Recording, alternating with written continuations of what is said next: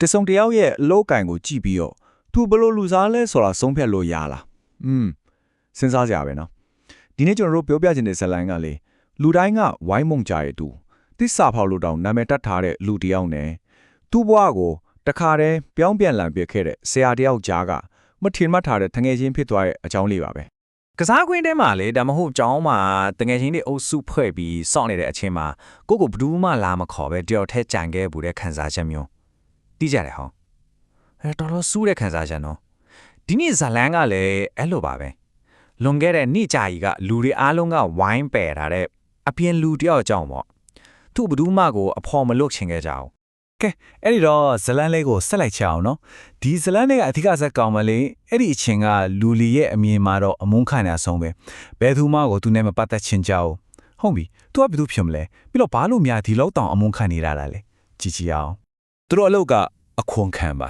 tax collector ပေါ့ဆိုတော့အခွန်ခံတွေကအဲ့ဒီခေတ်တုန်းကတော့အမုန်းခံဆုံးလူဒန်းစားထဲမှာပါတယ်လို့ပြောလို့ရတယ်ဘာကြောင့်လဲဆိုတော့လေအကြောင်းရင်းတစ်ခုရှိတယ်တစ်ခုကသူတို့ကကိုယ့်လူမျိုးတွေကိုပဲဖျံပြီးဖြစ်နေတဲ့ရောမဆိုးရအတွက်အလုပ်လုပ်ပေးနေတာ။ဒါကြောင့်လူတွေကတစ္ဆာဖောက်လို့မြင်တယ်။နောက်တစ်ခုကသူတို့ကတတ်မှတ်ထားတဲ့အခွန်ထက်ပိုတောင်းပြီးပိုတဲ့ပစ္စံကိုကိုယ့်အိတ်ထက်ထည့်တတ်ကြတာလေ။ဆိုတော့လူလိန်တွေပေါ့။အဲ့တော့စဉ်းစားကြည့်လေဘသူကသူတို့နဲ့ပေါင်းချင်ပါလဲနော်။အဲ့တော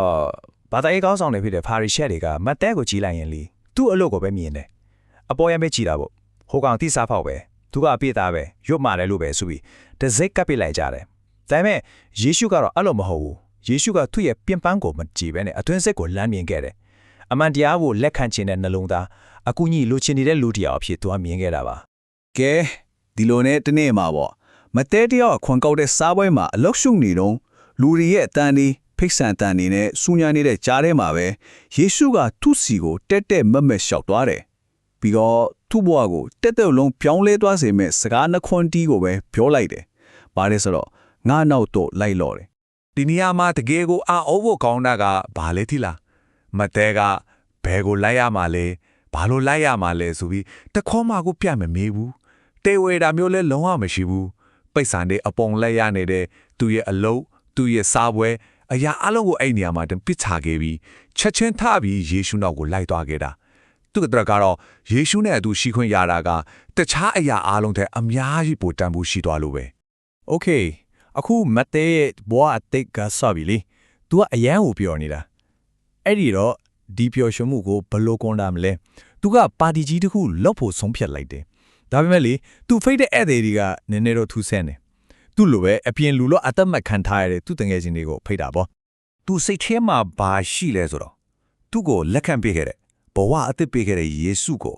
သူ့ရဲ့တငယ်ချင်းဟောင်းတွေနဲ့မိတ်ဆက်ပေးခြင်းတာငါကိုယ်တောင်လက်ခံသေးတာပဲငါတငယ်ချင်းတွေကိုလည်းလက်ခံမှာပါဆိုတဲ့စိတ်နဲ့ပေါ့ဒါကြောင့်သူ့အိမ်မှာပွဲကြီးပွဲကောင်းလုပ်ပြီ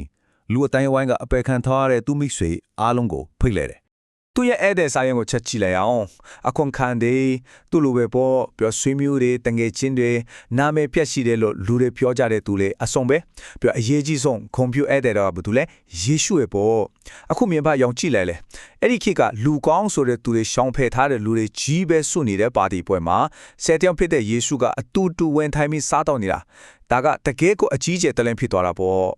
အဲ့တော့ဘာလဲခေါင်းဆောင်တွေကဒီအကြောင်းကြားတော့ပဲကြိုက်ပါမလဲဒေါသတွေပေါက်ခွဲတော့တာပေါ့သူတို့ကဒါပေမဲ့ယေရှုကိုတဲ့တဲ့မင်းရမှာကျတော့နည်းနည်းကြောက်တယ်အဲ့ဒါနဲ့သူတပည့်တွေစီသွားပြီးမေးခွန်းထုတ်တယ်ဟဲ့မင်းတို့ဆရာကဘာဖြစ်လို့အခွန်ခံနေနဲ့အပြစ်သားတွေနဲ့တူတူထိုင်စားနေရလဲဆိုပြီးတက်လျိုးတဲ့ပုံစံမျိုးနဲ့မေးတာတပည့်တွေယေရှုအပေါ်မှာတန်တရားဝင်သွားအောင်လို့လေဖာရိရှဲတွေကတော့သူတို့ကသာမန်းလေယေရှုကမားနေတယ်ဆိုပြီးအဖြစ်တင်နေကြတာပေါ့ဒါပေမဲ့ယေရှုကသူတို့ရဲ့အမေကိုဘလို့ပြန်ဖြေခဲ့လဲဆိုတာကတကယ်ကိုစိတ်ဝင်စားဖို့ကောင်းတယ်သူကဒေါသနဲ့ပြန်မတုံပြန်ဘူးအယံကိုရိုးရှင်းပြီးအတေးပဲရှိတဲ့ဥပမာလူတစ်ခုနဲ့ပဲပြန်ဖြေခဲ့တယ်အဲ့ဒီအဖြေတာဒီနေ့အထိတောင်လူတွေပြောဆိုနေကြတော့ပဲယေရှုကဘာပြောလဲဆိုတော့ကျမ်းမာနေတဲ့သူတွေကဆရာဝန်မလိုဘူးလေနေမကောင်းတဲ့သူတွေဖျားနာနေတဲ့သူတွေပဲဆရာဝန်လိုတာအယံရှင်းတာပဲနော်ဆိုလိုတာကသူကဝိညာဉ်ရေးရဆရာဝယ်တယောက်နဲ့တူတယ်ငါတို့ကကောင်းတယ်ငါတို့ကမှန်တယ်ဆိုပြီးကိုယ့်ကိုကျမ်းမာတယ်လို့ထင်နေတဲ့ဖာရိရှဲတွေရှိသွားစရာမလိုဘူးကိုယ်မှာအားနည်းချက်ရှိတဲ့အကူအညီလိုတယ်လို့တူတဲ့သူတွေရှိကိုပဲသူကသွားမှာပေါ့အဓိကအချက်ကဒါပါပဲယေရှုကသူလာတာဟာကိုငါတို့ကတော်တယ်ကောင်းတယ်လို့ထင်နေတဲ့သူတွေကိုခေါ်ဖို့မဟုတ်ဘူးငါတို့မှာအမားတွေရှိတယ်ငါတို့ဘဝကိုပြောင်းလဲခြင်းတယ် လို့ဝန်ခံတဲ့အချစ်သားတွေကိုဘွာလန်အသစ်စီခေါ်ဟိုလာတာလို့ရှင်းပြခဲ့တယ်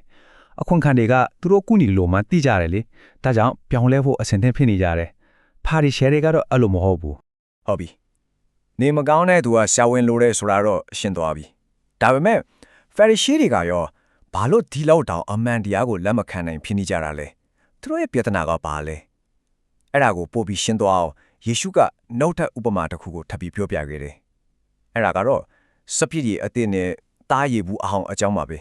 ဒီဥပမာကိုနားလည်လွယ်အောင်ဒီလိုလေးစဉ်းစားကြည့်အောင်အခုမှအစ်စ်ဖောက်လိုက်တဲ့ gas တွေရှူးရှူးရှဲရှဲထားလေဆိုတာတပူးကိုနေဘူးထဲမှာထားလို့ကျွတ်ဆက်ပြီးမာကြောနေတယ်ပလတ်စတစ်ရေဘူးဟောင်းကြီးတဲ့ကိုလောင်းထည့်လိုက်တယ်ဆိုပါစို့ဘာဖြစ်သွားမလဲပေါင်းခနဲ့ပေါက်ကွဲပြီးရေဘူးရောဆိုတာရောအကုန်လွှင့်စင်သွားမှာပေါ့နော်ယေရှုပေးခြင်းတဲ့သင်ခန်းစာကလည်းအဲ့ဒီလိုမျိုးပဲ အဲ့ဒီဥပမာကတိကျလွန်တဲ့ယေရှုကပြောချင်တာကဖာရိရှဲတွေဟာအဲ့ဒီ6ထိပ်ကျွတ်ဆက်နေတဲ့တားရည်ဘူးအဟောင်းကြီးနဲ့တူတယ်တဲ့သူတို့ရဲ့စိတ်တွေကတင်းကျပ်လွန်တဲ့အတိတ်ကထုံနှန်းစင်လာတဲ့ထဲမှာပဲပိတ်မိနေတယ်အဲ့လိုအိုအဟောင်းတွေကိုအသက်ရှင်ပြီးတိုးကွာနေတဲ့ယေရှုရဲ့အမှန်တရားအတိတ်ကိုလာထည့်လို့မရတော့ဘူးသူတို့ကလက်မခံနိုင်ဘူးထိမ့်မထနိုင်ဘူးပေါ့ ပိုရှင်းအောင်ပြောရရင်ဖျားသခင်စီကလာတဲ့အသက်ရှင်တဲ့အမှန်တရားဆိုတာကကစောဖောက်နေတဲ့စပယ်အသက်လို့ပဲအမြဲတိုးပွားနေတယ်အဲ့လာကိုဖာရီရှဲတွေရဲ့ဟောင်းနှွမ်းဆွေးမြင့်နေတဲ့လူတွေလှုပ်ထားတဲ့စီးမြင့်တွေထုံနှန်းစင်လာတွေကိုတွားထည့်ရင်အိုးအဟောင်းကြီးပောက်ကွဲသွားလို့ပဲဖက်သွားမှာပဲနှစ်ခုကလုံးဝကိုအတူတူရှိလို့မရဘူးဒါဆိုရင်တားရည်ဘူးအတစ်တွေကတော့ဘဒူးတွေလဲယေရှုကအဲ့ဒီအိုးအတစ်တွေကိုဘယ်မှာရှာတွေ့ခဲ့လဲဆိုတော့ဟိုးပညာမတက်တဲ့တငါဒီတွေဈေးထဲမှာအခွန်ကောက်နေတဲ့မတဲလိုလူတွေပြီးတော့သူ့စကားကိုစိတ်အားထက်တန်စွာနဲ့နားထောင်ကြတဲ့တာမန်လူတွေအဲ့ဒီလူတွေစီမှာတွေ့ခဲ့တာသူတို့တွေရဲ့နှလုံးသားကပျော့ပြောင်းတယ်အမှန်တရားတစ်ကိုလက်ခံဖို့အဆင်သင့်ဖြစ်နေတယ်လေ ကဲဒီဇလန်ကြီးကနေပြီးတော့လေကျွန်တော်တို့အားလုံးအတက်စဉ်းစားစရာမိကုန်းလေးတစ်ခုကြံခဲ့လေအဲ့ဒါကတော့ဒီနေ့ကမှတားရည်ဘူးအတစ်တလုံးလို့ဖြစ်နေဖို့ဆိုတာဘာကိုဆိုလိုတာလဲ